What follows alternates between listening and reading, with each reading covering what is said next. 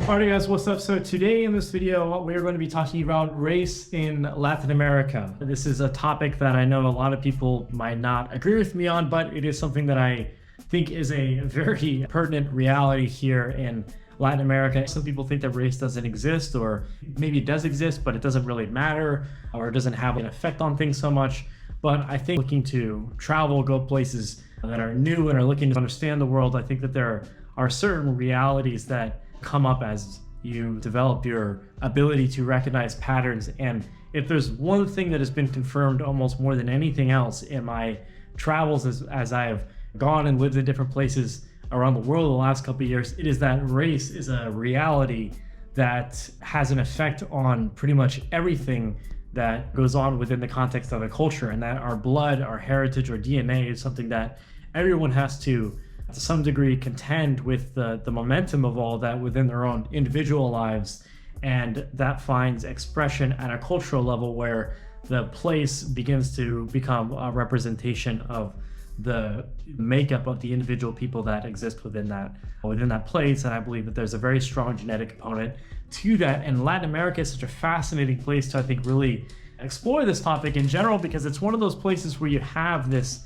it's a relatively new continent, so you have like a new subset of people that exist here, and you have all sorts of pretty much a spectrum of everything. You have places that are very much European, where in Argentina you have villages that are they have German names, and a lot of the people there are pretty much 100% descended from Germans, and other places Italians, and southern Brazil and Uruguay. All these are very like European dense places where most of the people have European admixture. Whereas you go to other places, like, for example, northern Brazil or the Pacific coast of Colombia, where it's very African. It's a very heavily African-influenced regions.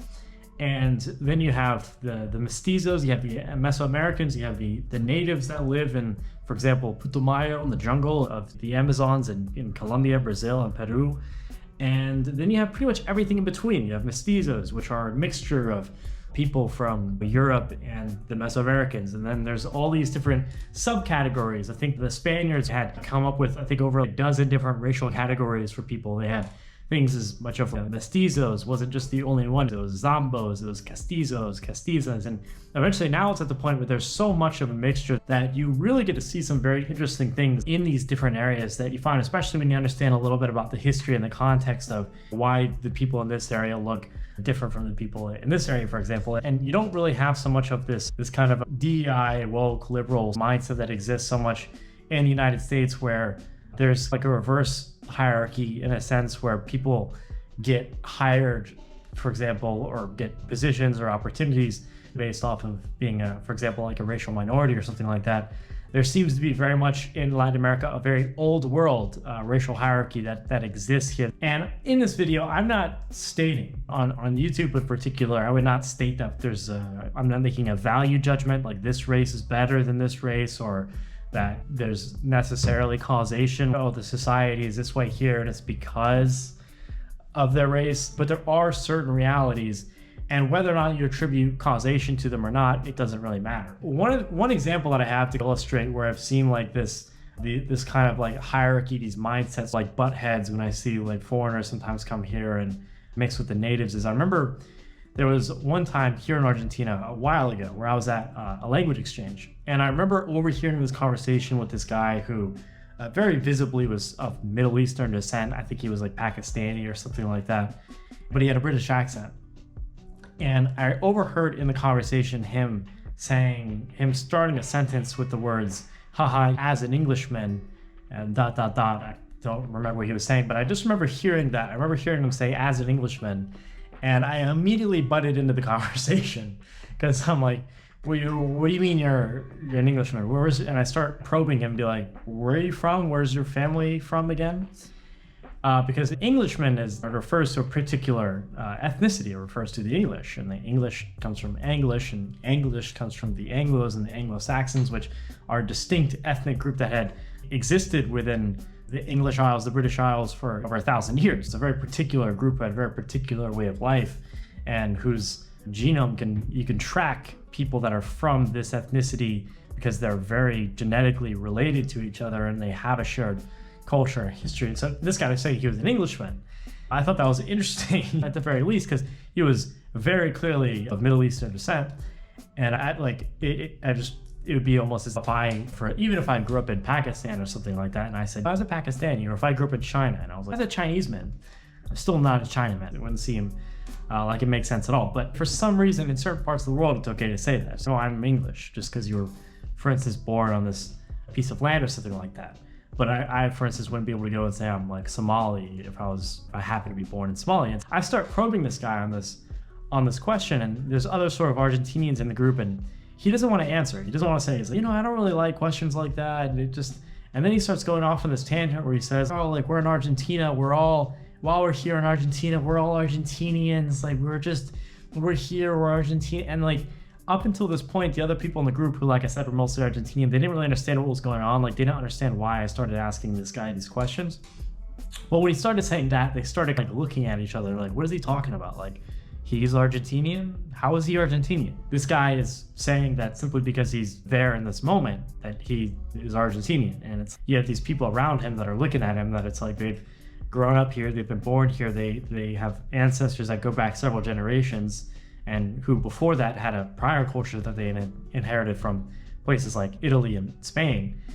And they had grown up in this particular way of life. And while there's always outliers, they have experienced a lot of the same things. They have the same sort of family dynamics. They've had the same meals, the asados, the drinking mate their whole lives, going to the parks, the rivers, the flatlands, the Patagonia. It's like they have this very particular Argentine experience that is unique to anywhere else in the world. And then you have this guy, this liberal guy from the UK or Pakistan, who is coming in there and he's saying that he's Argentine, he's them. What they identify as is as insignificant as where his feet happens to be standing at any given moment. Whether or not he's been there for a few weeks or a few months, or even if he knows the language, still, like, that at the end of the day wouldn't necessarily make him Argentinian, would it? And that's the look that these other people in this group were giving him in that moment. And I just thought it was very funny and just very hilarious that this thing that people can kind of really have this mindset. In Latin America in general, there's certain realities that I've alluded to in this channel and I haven't talking so directly about as much, where you find in this trio of the African descendants, the Native American descendants, the white European descendants, and then mixture between the three, which you get with a lot of the mestizos. Life is very different in these areas, depending it feels like almost a one-to-one correlation between how mixed they are with what particular group. And again, I'm not making a value judgment based off of that. But at one point in time, so a couple of times on my channel, people made comments that I thought were ironic, but I realized they were serious, where they were like, it seems like this Jake guy feels more comfortable in places like Argentina, where the people are of whiter skin, of lighter descent, they're Europeans. Is he saying that he feels safer around Europeans? I thought it was a joke, because the answer is yes, 1,000 times yes. I feel way safer in Argentina, which sometimes can have even harder economic conditions. In Colombia, for instance, when you have an economic downturn, it can almost feel like society is like collapsing. There's this air of like lack of civility in some cases. I was there recently, like in the center of town in Medellin, and there was like this sense of danger there, where I was with a buddy who had actually been deployed a few times, and he said that he had seen less paraplegics being deployed a few times in Iraq and Afghanistan than he had seen in the center of town in Medellin, for example, just to give you an illustration of how severe the poverty can sometimes look in some of these areas. And then you come to places like Argentina, where the economy is still really bad, but it doesn't feel like people are gnawing at each other, cannibalizing each other. Like, I think there was a situation in Haiti not that long ago with something that had maybe gone down along those lines to the same degree. And you could attribute it to a lot of things. You could say Colombia is like in the directly in the drug route, like the drug smuggling. Just by pure geography, it's like in Colombia, that's where the drugs come from. There's bound to be problems with probably pretty much anyone that you put in that area to some extent. But anyways, like, long story short is, yes, I feel safer in Argentina And I would feel safer in Uruguay, and I feel safer in southern Brazil than I would in North Brazil, or than I would in the Pacific coast of Colombia. Like I was in a town Curitiba where it felt almost as if I was in some parts of that town. It felt like I was almost in an American city. Honestly, even safer than a lot of American cities. Would I rather be in, for instance, like Atlanta, or would I rather be in this Curitiba city in Brazil? Probably this Curitiba city in Brazil. I'd probably feel a lot safer. And again, I'm not passing any value things or saying anything that trigger people too strongly, but I'm making this video because I'm saying, like, if you come down here, you're gonna notice a very clear reality where there is, to some degree, this, on a socioeconomic scale, like where you're gonna go, how dangerous it is. It almost feels like there's a one-to-one, where it's, okay, the more European admixture there is in this place, generally the safer it is you're gonna be. There are some outliers. I think Chile is an example of a good outlier, because when I go to Chile, a lot of the people there seem very indigenous, or they don't seem to be nearly as much European as, for instance, Argentina, Uruguay, or southern Brazil, but it's still a very safe country. And then the small towns pretty much everywhere you go, like a small town in Bolivia, or a small town in Paraguay, or a small town in Brazil, most of these places are going to be pretty much safe. Like pretty much anywhere you go in Latin America, even in Colombia, there are like narco presences and stuff like that, and even in the pueblos to some degree, depending on where you are.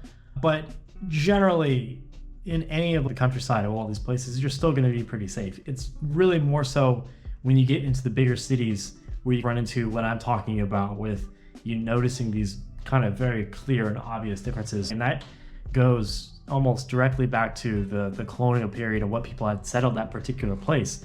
Even in Argentina, I have spent some time in some of the small towns.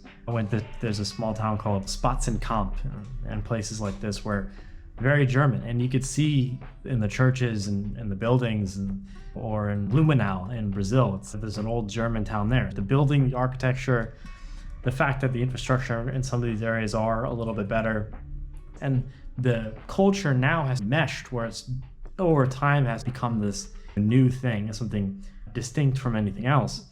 And it is something that I think most of the people here just also recognize as well.